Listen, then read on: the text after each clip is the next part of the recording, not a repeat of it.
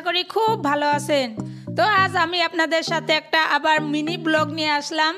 তো বন্ধুরা ভিডিওটা স্কিপ না করে সুন্দর করে দেখতে থাকেন।